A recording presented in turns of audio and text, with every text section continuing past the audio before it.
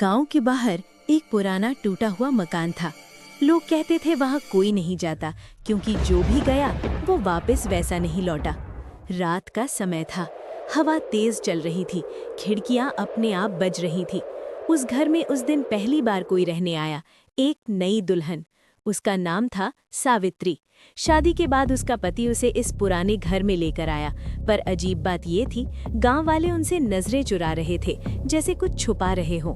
पहली रात सावित्री अकेली कमरे में बैठी थी। सामने आईना, बगल में एक पुराना संदूक। अचानक टक टक टक संदूक अपने आप हिलने लगा। डरते डरते उसने उसे खोला। अंदर था एक पुराना सिंदूर का डिब्बा, पूरी तरह लाल, जैसे ताजा खून से भरा हो। उसी समय पीछे से धीमी आवाज आई, इसे मत छूना। सावित्री घबरा गई, पीछे मुड़ी, लेकिन वहां कोई नहीं था। गलती। डर के बावजूद जिज्ञासा जीत गई। उसने सिंदूर उठाया और आईने के सामने जाकर मांग में लगा लिया।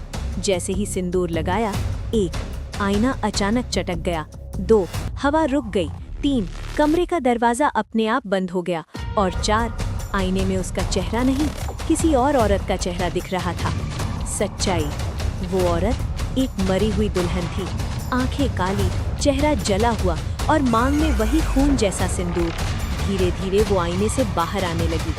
मेरा सिंदूर, मेरा अधिकार। उसकी आवाज कांपती हुई, लेकिन गुस्से से भरी थी। अतीत का राज। सालों पहले इस घर में एक दुल्हन की शादी हुई थी, लेकिन शादी की रात ही उसके पति ने उसे धोखा देकर जिंदा जला दिया। मरते समय उसने अपनी मांग में सिंदूर भरकर कसम खाई, जब तक मेरा सिंदूर किसी और की मांग में जाएगा, मैं लौटती रहूंगी और उसे अपना बना लूंगी। कब्जा। अब वही आत्मा सावित्री के अंदर घुस चुकी थी।